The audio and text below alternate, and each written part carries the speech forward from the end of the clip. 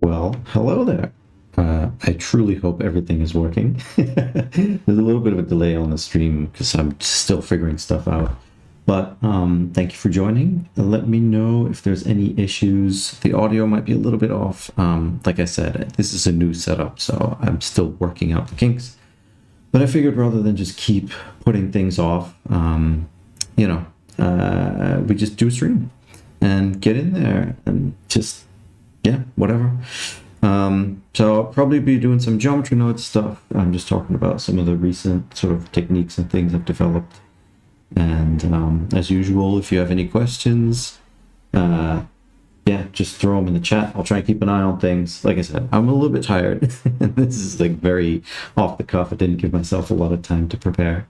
So bear with me, but yeah, let's do this.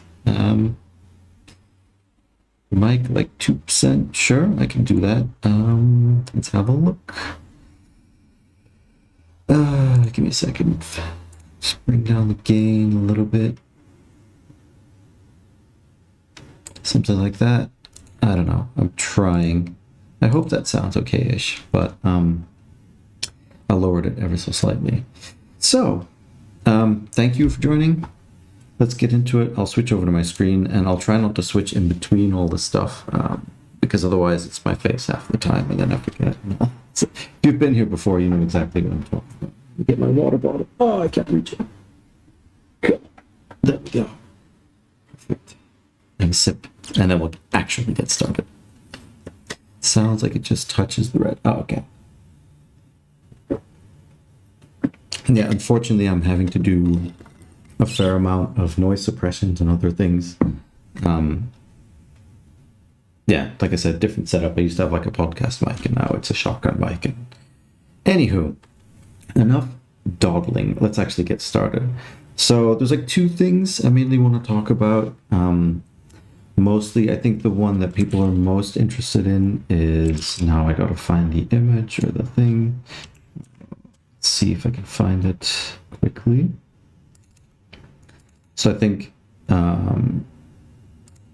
this one, I hope that doesn't break everything. So I think we should definitely talk about this and how I'm like achieving the wrapping of the splines on the thing. We can talk about animation a little bit as well, depending on how it takes. So yeah, let's see. And then another one about patterning if we have some time, but I'll show that later if we get there. Do I plan to stream frequently? You have not been here before, have you? I don't stream that frequently, mainly because life tends to get in the way. But when I do, I try to do something fun. So let's see. As we get started, to actually get a character in here very quickly, I've been using this free add-on called Charm Morph. So you had the old Manuel Bastoni lab and then it became MB lab, and that seems to not get a lot of not a lot of love lately. And then now there's this thing called Charm Morph, and it seems like that might be a good one to have a look at. Instead, it has all the people in there. I really like this base. I think it errors or something because it gives me like a really messed up mesh, but that's fine. I don't mind. That works for me. So let's add a rig really quickly and then let's just finalize it. There we go. And then we have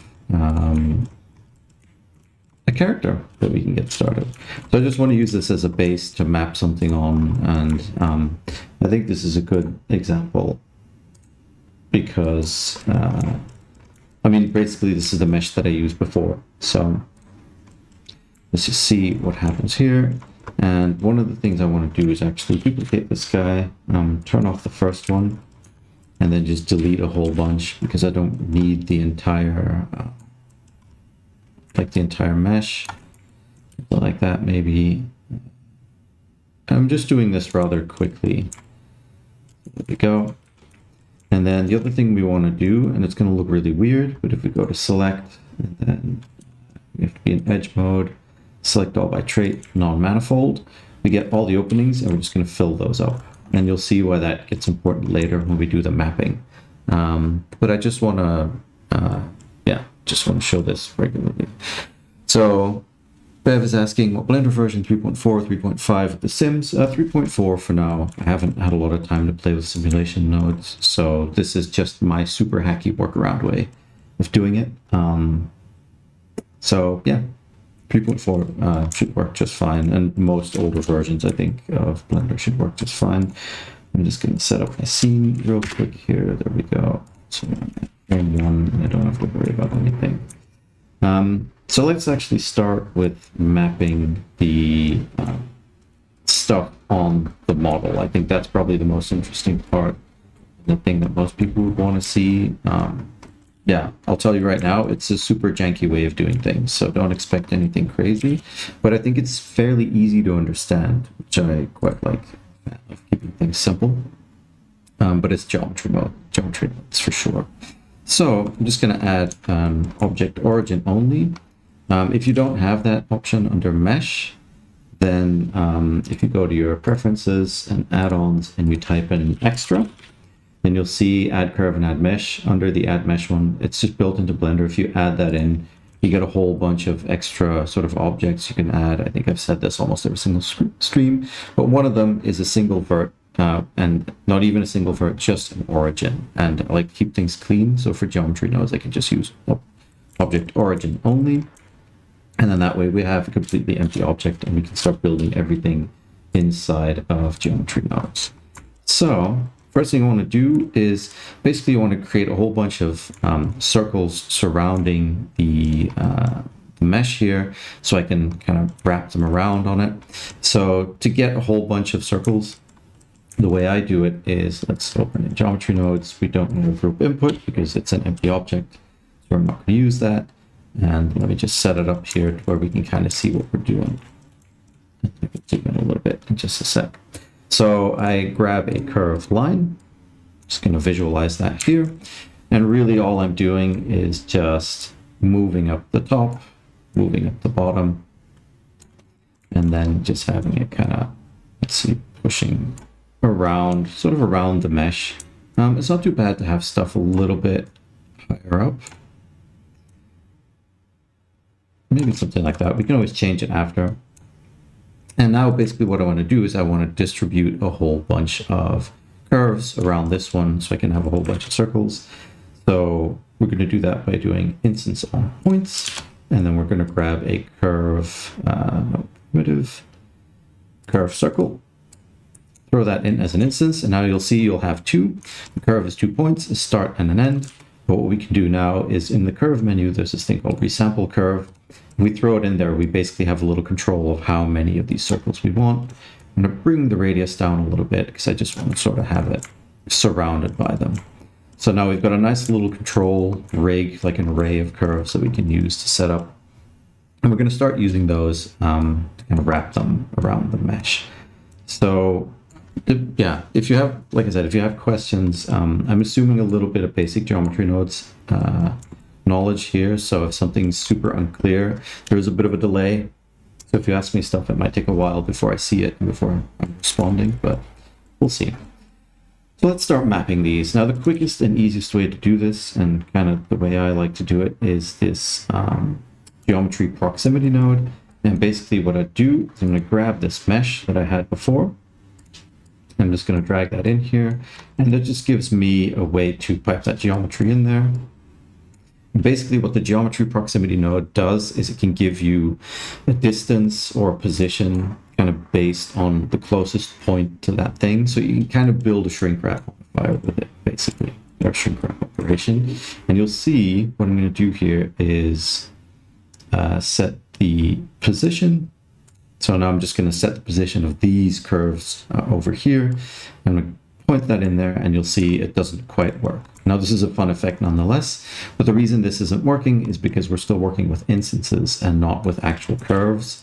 So under instances, we have to go to realize instances, throw it in there, and now they're actual curves. And now you'll see it does what I want it to do.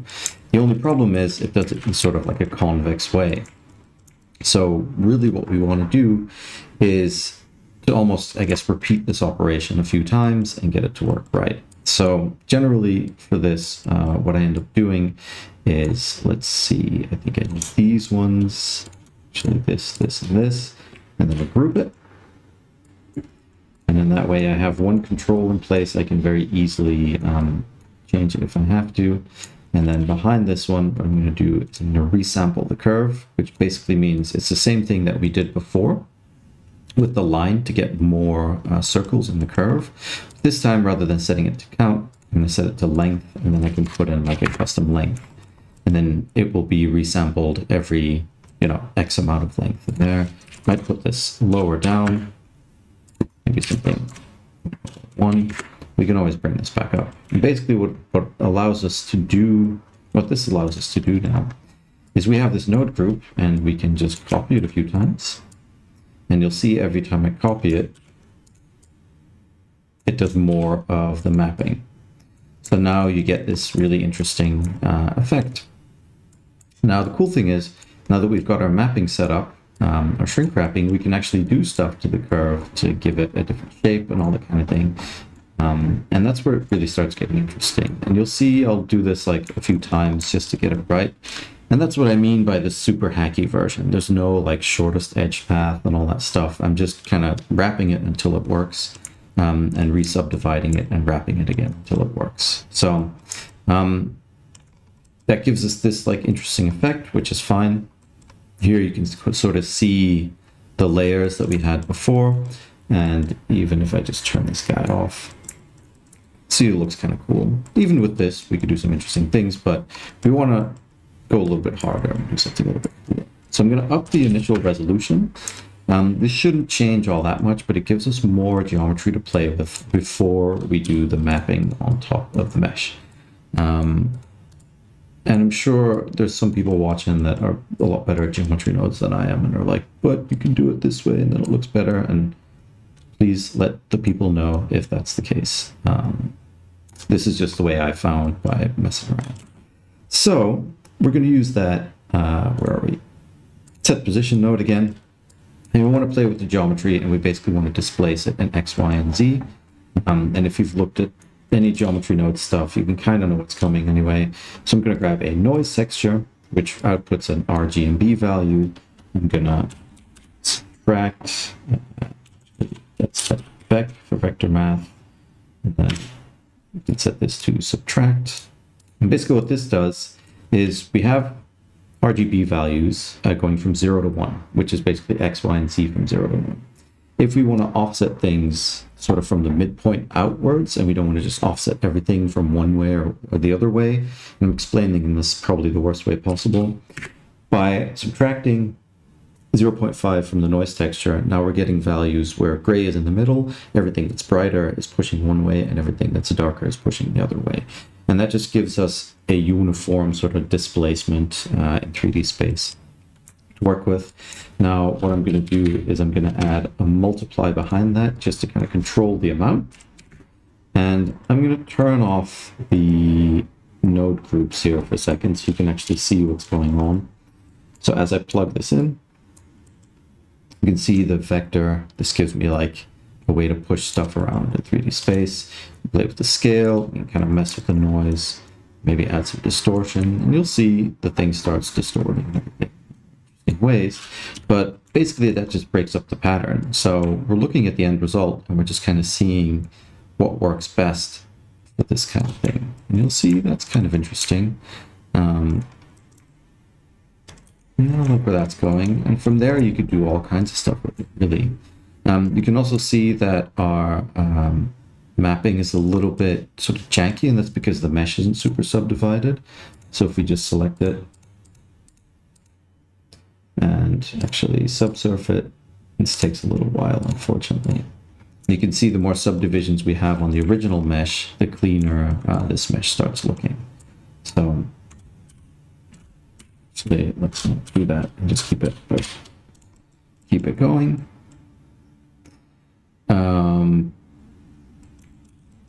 So yeah, the other thing you could do, and this is why I deleted and sort of capped the holes at the bottom here before, is now you can see this, what whatchamacallit, this mesh has like eyeballs and stuff in it. Let's turn it back on and turn off our geometry nodes for a second. Bye-bye. You can see it has like eyeballs and other things in it, and it's not like a clean single watertight mesh. So what I tend to do is throw on a remesh, and if we voxel remesh this, we might get a pretty decent result. I'm going to leave the remesh value pretty low. Usually I'll go an order of magnitude lower, but you'll see this takes a little while. Well, we can try it, but now we get a completely clean mesh, and if this was still open, if I hadn't cleaned up the bottom of this stuff, then it would have been kind of a nightmare to get it to work right. And rather than go in and delete the eyes and like close up the mouth and stuff, I'm lazy, so I just cut off a piece and close up the holes. Yeah. If it works, right? So turning that off, now you'll see when we turn this back on, we'll only have the outside. So now you're already starting to get that effect. We could do all kinds of stuff from here. For example, when I first started doing this, I would only do one of these operations, and I might as well show this so you can kind of get an idea of how to clean this up. And I'm going to go into the node group and turn off the resample curve. So we're not doing the resample at the end, so we just have the curves mapped. Now let's say you like this effect, but you want to get rid of these really annoying lines in between. One of the things you can do, and that's what inspired the name of the stream, is so these are a bunch of curves, right? And we want to get rid of the really long edges here. So we could probably assume that most of the edges are shorter and they're all mapped on there. Now let's see, yeah, they've got a lot of resolution. So I think these ones, they're always going to be between 2 points. They're going to be the longest edges in the entire thing. So how do we trim these? So we can compare the length, and then depending on the length, if it's greater than a certain value, we could just delete them, which could be fun. And that's probably what we'll end up doing. But yeah, just to give you an idea of how that would work. And this is why geometry nodes, I think, while it's a great tool, it still has a ways to go, because I'm going to have to convert between meshes and curves like a few times. So the way to get this right is basically I'm going to convert it to a mesh first.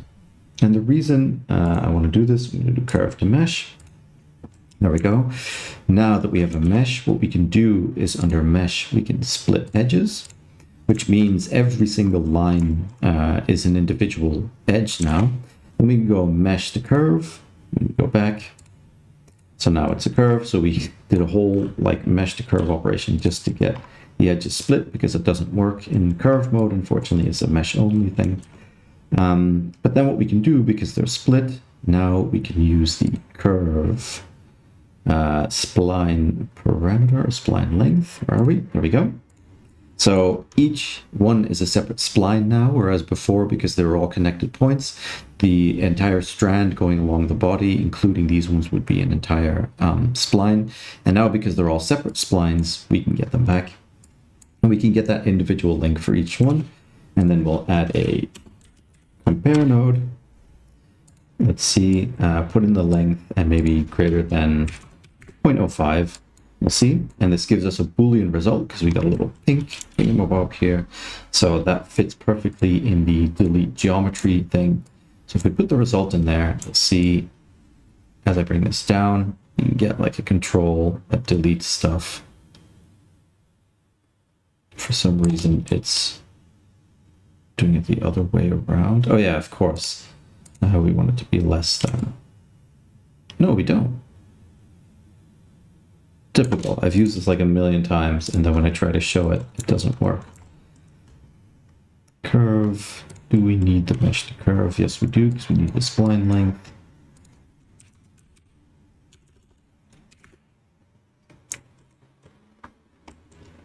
I don't resample the curve, so what's going on? Because the thing is, if you resample it, then it messes it up, but typical. Spline? No, it doesn't really matter. Weird. Somebody's in the stream like, no, you're doing it wrong. You gotta do this. I swear this worked. That's why I love and hate geometry nodes. It's always kind of thing. Let's see, my scale isn't messed up or anything like that. Scale is normal, so that's fine. Interesting. Are they really all that long? Doesn't make sense. Anyway, you get the idea. I'm probably just missing something stupid, but that's how I used to do it before. Get rid of those edges, and then I realized I'm gonna mute these, and then I realized I could do this resample curve and group trick. There we go. Unmute them just to get the whole thing to work out. And then we don't have to do this thing either, because the more operations you put in, the slower it gets. So we're just gonna mute these. We don't need the mesh. There we go. Just gonna leave those up there.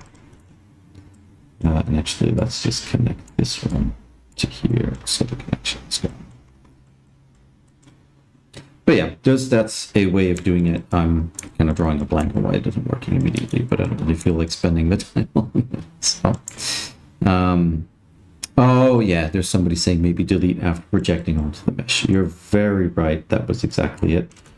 See, I knew I was doing something stupid. So turn off the resample, and just as a proof of concept, we can get it to work. So there we go. Now it's behaving the way I want it to. And now you can see, you could even animate like something drawing in, even though you'd probably be better off doing that with a trim curve. But here you can see all the lines disappearing. Thank you, Hemigon. Your input is much appreciated. So yeah, obviously you have to do it after you project the thing. There you go. There's a cool little trick. So, and then you have to go back to curve and stuff. And if you really want this to work, and let's just see this thing through. So if you really want it to work right, what you need to do then is under mesh, what you can do is you can, where it is, no, I forget where it is, geometry. You can merge by distance, and now you've got all the overlapping points together again. It's saying it's still a curve, so we did mesh to curve, yeah, and then we can do another curve to mesh. So you can see now the title is really curve to mesh to curve to mesh to curve. So now we do a merge by distance, and now we can do another mesh to curve. So these operations really should be interchangeable. And then let's see, we're pretty good to go now. Yeah, and then we can do another curve to mesh now that that's set up. Gotta love that, huh? And now we can do the whole profile curve and set in a curve primitive with a circle. Set the resolution down to like 6, radius really low. It's gonna be huge otherwise. And then you can get a profile curve.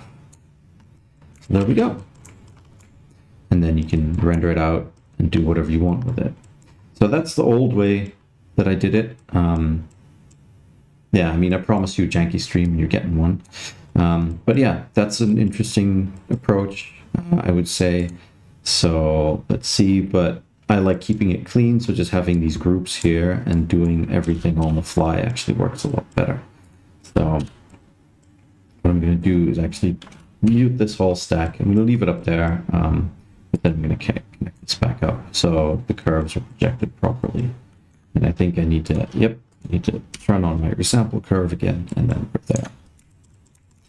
So I'll answer some questions in a bit. I just want to finish my thoughts on this. Because there's one thing I wanted to talk about really briefly that might be important. And, oh yeah. And that actually has to do with the meshing of the final shape. A cool little trick that I only figured out the other day. And now that I remember it, I want to try and show it. So let's see, we have the curve to mesh again, because we want to mesh it and we want to give it a profile. Then a curve, a circle, and set the resolution down to 6 and the radius down to 0.001. See what that gives us. There we go. So that gives us a nice little curve, or a nice little mesh rather. Curve to mesh, the curve to mesh. But let's say if you want like a different thickness for each one of these curves. And that got me thinking the other day, and I was trying all kinds of things, and it ended up being actually kind of making quite a bit of sense once I kind of figured it out. So what I'm trying to do is I'm going to try and set a custom radius or like a random radius for each one of these. But I want it to be alongside the whole curve. And what do I mean by that? So if we just put in a set curve radius in here, and we'll do like a utility random value. If I set this from 0 to 1 randomly, and we just throw it in there, then it's going to do it for each point, which also looks cool. I mean, if you want to create some really weird stuff, you know, it's just a legitimate thing. But I want each curve separately, or each spline rather, within that curve object to be its own thickness. And that got me thinking how to do it. And I only figured this out the other day, so give me a second. But basically what we need to do is we need to go all the way back to the curved line in here. And for each one of these points, we have to capture an attribute and then kind of grab it from there. So what I'm going to do, I think it's capture attribute. Yeah. So what I do is I'm going to grab the resampled curve here. Come on. I'm just going to set this resolution down so it's a little bit quicker. And I think what's causing it to be somewhat slow is the remesh as well. No, it's just a slow node group. That's fine. So basically what I'm doing is I'm capturing the, let's see, integer for each point, and the value that I want to throw in there. If we go to input and we do, is it index or ID? I think index. Let's see. Let's open our little spreadsheet boy. And if we look at this, look at the value, oh, there we go. Then for each control point, you can see we get the index of each single point. So it goes from 0 to 74 because we resampled it with 75 points. And now what we could do is, because we have that attribute, we could actually pipe that into a map range. Let's see, or even, or we can use that random value actually, and just use that attribute as the ID. And then what it should do, unless I'm horribly wrong, or if is it seed? I always forget which one. No, it's ID. What it should do is just give me a random value for each one. And I swear it worked the other day, so I'm probably doing something wrong. The attribute cannot be used without the geometry output. Okay, so this just needs to be plugged in there. We just need to add it in between. There we go.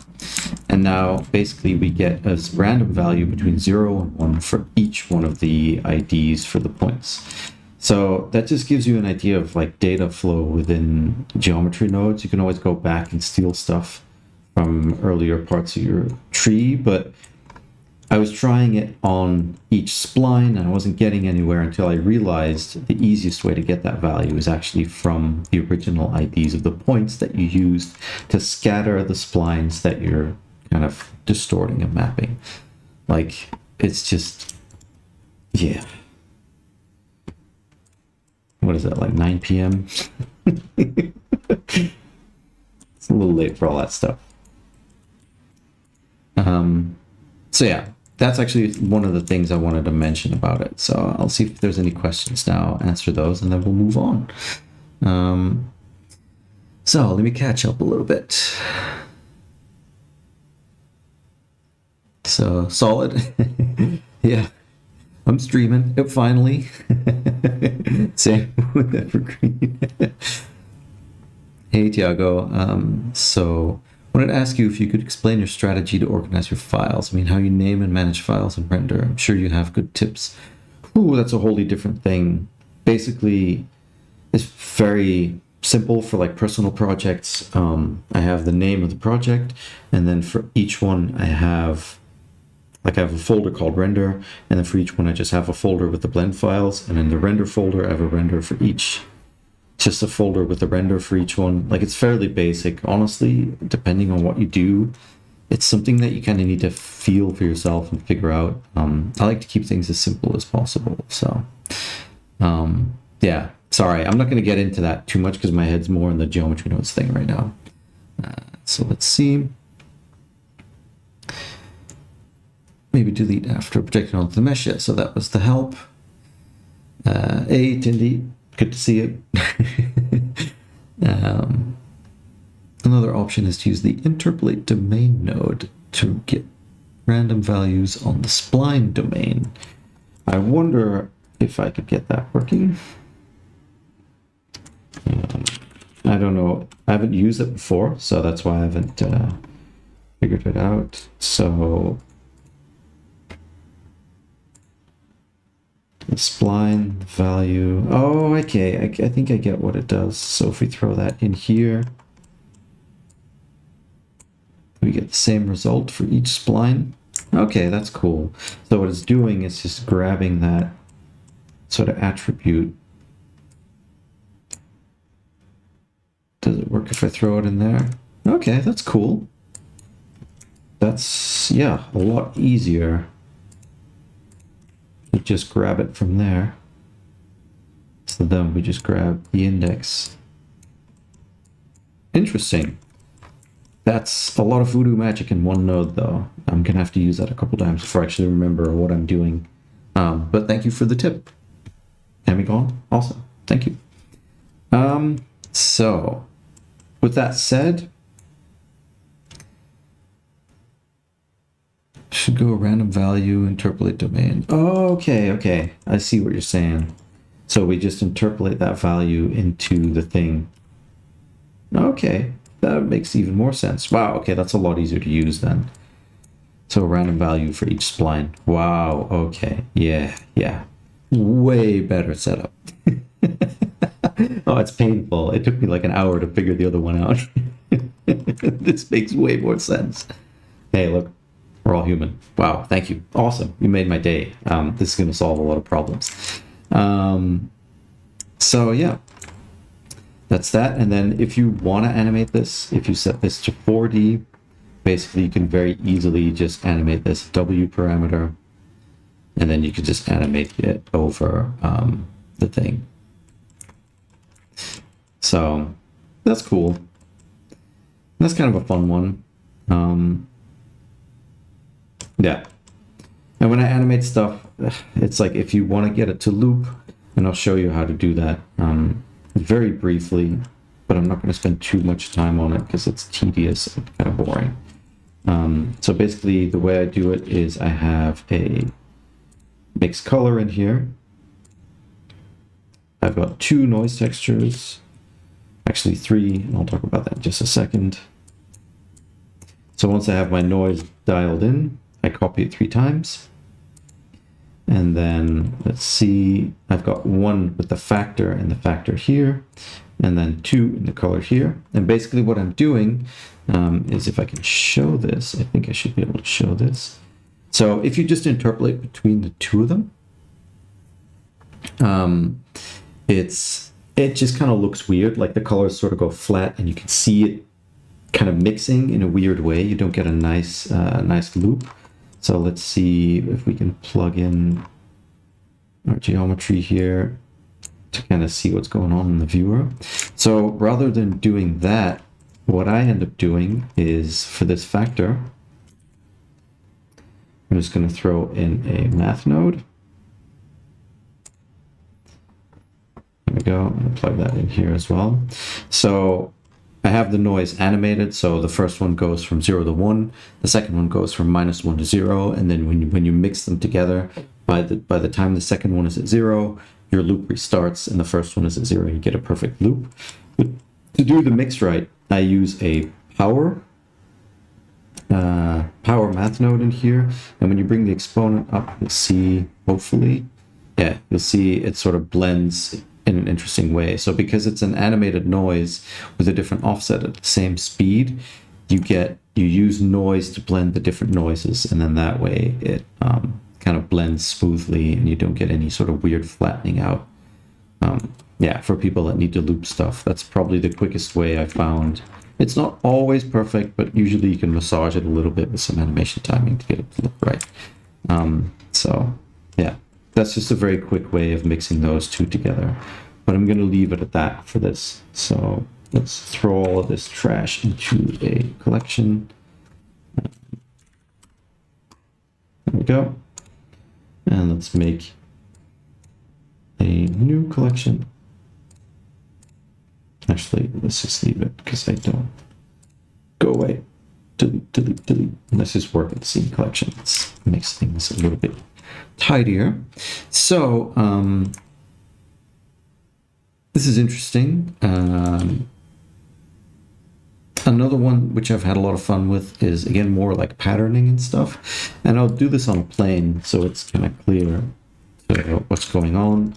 And then I'll do the usual subdivide this 99 times just so we have a plane to work with. So let's say you want to do sort of an interesting animation, and I'll actually set up, or an interesting pattern. I'll set up, should I do the whole thing in geometry nodes? Yeah, sure, I'll do the whole thing in geometry nodes. It's fine.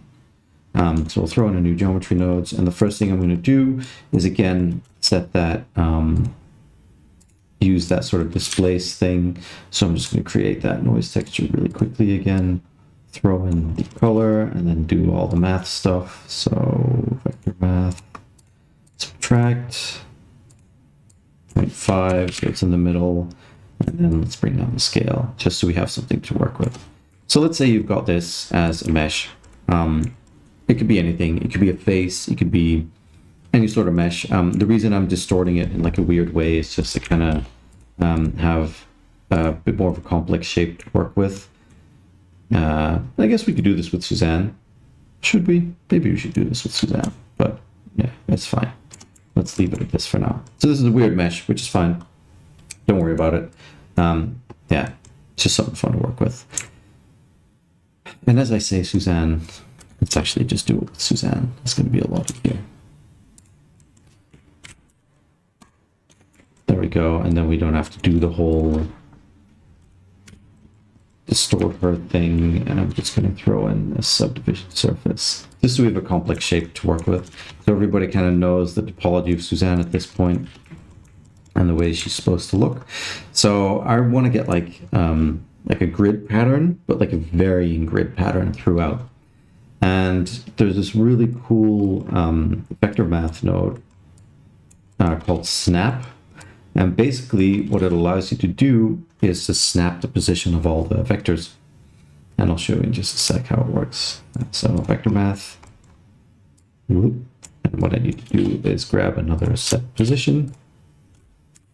And really what I want to do is I just want to put in the original position of the mesh. So if we go to input position, we're grabbing the input of the position. Basically that just means the position of all the different vertices, and then if we plug that in here, we'll see nothing happens because it's set to add, nothing's going on. But if we set it to snap, you'll see what you can do is you get this really cool sort of grid pattern, because it's basically snapping all the vectors on like a grid on this specific increment. But the fun part is that you could actually use an input for that. So what I'm going to do is, let me just delete this. We had that noise texture from earlier. What you can do is you can actually throw the increment in there. And I don't think I'll need these two. I'll just throw the color in there. And then you can see what it does. It gives you like a grid, but like an imperfect grid. And if you really want more control over this, what you could do is you could have a map range. Set this to vector because we're working in X, Y, and Z space. And then you could have really fine-grained controls. You want from really small to like a maximum of whatever. And then you can get these really interesting patterns, which is kind of nice. So you can see that the mesh itself doesn't look really cool, but you can see that the pattern looks pretty interesting. And that's what we're going for. And by controlling this, you can have some contrast. So if we throw some It's the best way to bring in some contrast. So if we do from the minimum here, we bring that up a little bit. The noise is sort of in the middle. It goes from like 0.25 to 0.75 roughly. So if we want more contrast, now you can see what's going on. And notice if you set the minimum to 0, it doesn't always work. I get errors, so I tend to set it to like 0.00001, and then it works. So now we have a little bit more contrast. So our bottom end kind of looks interesting, and then we can play with this. And you can see, and actually let me mesh this so it's a little bit more clear. Curve to mesh. And this isn't a curve, so we're going to do mesh to curve first. So mesh to curve to mesh to curve to mesh to curve. There we go. And maybe I should do the mesh to curve at the start, just so I know when I'm bringing it in, it's curve. And now we can put in our little curve parameter, our little curve primitive, rather. Put in our circle, set the radius back down to something smaller, and set the resolution to 6 so we don't blow up the computer. And then we could up this if we wanted to. You can see you get like a pretty interesting looking pattern, and the more subdivisions you have on your base object, the more interesting it looks. Obviously, the slower it's going to get. But here you can see, while in the viewport it doesn't always look that interesting, once you add some lighting onto it, things get really cool really fast. So set this to rendered, just add some lighting in here. And then you can see sort of the interesting pattern that you're getting here. So that's a lot of fun, and I found myself messing with this a lot. And depending on the size of your mesh, obviously you're gonna have to tweak these values a little bit, but you can see it looks really, really interesting. Yeah, I really like sort of these waves, and depending on what kind of pattern you put in here, you're gonna get like a different thing. Unfortunately, that's not that many textures with color output. Like the Voronoi, it doesn't really work that well because the color output is kind of weird. Like you can put it in there and it will work, but it's going to look kind of wonky. But even that is interesting, you know what I mean? Like that's a really cool mesh. Like Cyberpunk Suzanne, huh? But there's a lot in there. Like there's definitely a lot of really interesting stuff in there to play around with. And I would highly recommend looking at that node. It seems like a fairly mundane thing, but just the fact that you could put a texture in there kind of changes the game, I guess, for abstract patterns. And again, because we have this 4D option, you could always animate that, and then you get like an animated grid pattern that kind of swirls and does crazy stuff all over the mesh, which is nice.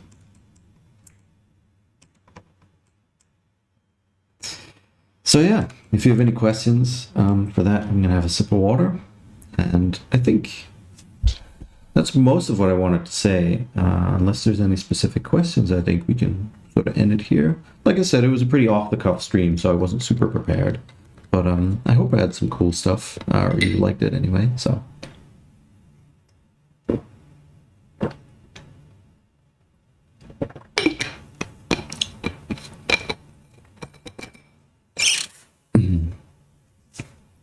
Let's see. So yeah, Hemigon coming in with the tip. If he's doing tutorials, he or she or they, I don't know, sorry. Definitely check them out as well. Somebody says I've been waiting for this moment my entire life. That's odd. This is a very niche thing to be waiting for. Let's see. When is the next CGI Friday? This Friday, in 3 or 4 days, is the next one. Scary toy. So if you can make it, that'd be cool. Then Snap is cool. Didn't know that one. Yeah, I'm not gonna act as if I like figure out all this stuff because I know what I'm doing. I just plug things in when I have a hunch, and this ended up being a pretty good one. And another thing you could do is, because you could even set it to like have easing, so then There's even easing on the transition, and you get even a different pattern. Like this just, yeah, it's endless. But it's up to you to figure out what you can do with it. But as you can see, what I was saying before, like the less geometry you have, the less well it works. So it's kind of one of those, it's slow, but it looks cool setups. And I like the linear one actually, so I'm going to set it back. Let's see. Geometry Nodes Master. I wouldn't call myself that, honestly, but said it before, I'll say it again. Who needs great topology? Am I right? Yeah, Robert, of course. Great topology is overrated. People get so angry as well when I say that. It's funny. To each their own. Like, I'm just too lazy to model, so I got to figure ways around it, right?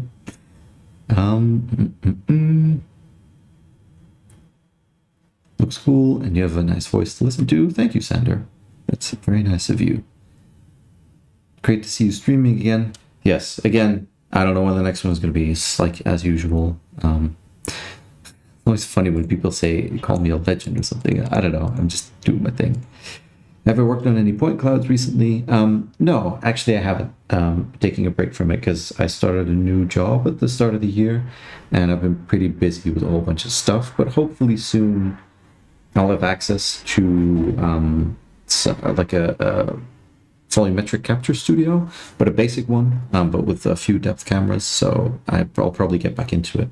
But then I'll have better material to start from, which is going to make it more interesting. So somebody's asking, have I found ways to use AI for my projects, such as Midjourney? I've been using Stable Diffusion on and off for, I don't know, the last 4 or 5 months, I think. I haven't really shown anything, again, because it was for the job, for the new job, so I can't really show anything, unfortunately. But yeah, it's cool. I mean, on the other hand, I know there's a big discussion going on about AI at the moment. I just see it as a tool, honestly. I think there's a lot of good there, but again, it depends on the user. It's tough, because it's easy to emulate other artists now. Is that a good thing? Is that a bad thing? Who knows? I'm just trying to look at it for what it is. And for me, as a tool, it's a great source of inspiration. And I've made some really interesting work with it. Hopefully in the future, I'll be able to show more of it. But yes, that's a very convoluted answer to have I been using it. Yes, I've been using it. I think there's a lot there. So Lance asks, when animating the W on the texture nodes, how do you get that to loop? Is that even possible? It is. So I explained that a little bit earlier in the stream. If you're only joining now, basically what you're doing is you animate the W. For example, if you have, let's say, 100 frames, you animate 2 noise textures, and you animate the W on one. From 0 to 1, for example, and from the other one from -1 to 0, and then you blend in between them, and you can do that with another noise texture that you sort of add contrast to. I use a math node for that, but just go back to the previous part of the video. But it is possible to loop those and make it look kind of okay at the same time. So love my hair. I don't know. Thank you, obviously, but I don't know. Yes. Okay, so the person asking about AI see it as a tool themselves. Yeah, yeah. Adam coming in with the ASL, that's old school. Yeah, so I think that about wraps it up for me. Yeah, I hope you guys had a good time. Let's see, somebody coming in with the last question. Do you think about creating a geometry nodes course? Loved your other one. I would love to, but yeah, geometry nodes was right before my daughter was born at the start of COVID. Not geometry nodes, our TMG. And we were going to do a conference that obviously didn't happen because of COVID. So that meant I had like 2 to 3 months sort of open and free. And that's kind of why the course happened in the first place. But it's not that I wouldn't want to do one. I would love to do one, but I don't know how to fit it in because it does take a couple months to do it. So, yeah. I'm never going to promise anything. I wish I could. My intentions were there to add to the RDMG thing, but I just, yeah, my life has changed quite a bit. You know, being a dad is fun, but it's a lot of work. So, but yeah, with that said, thank you very much again, all, for joining. Let me do the last sort of face outro thing. Where's my mouse? There we go. So thank you everybody again for joining. I hope you had a nice time. I'll see you around next time.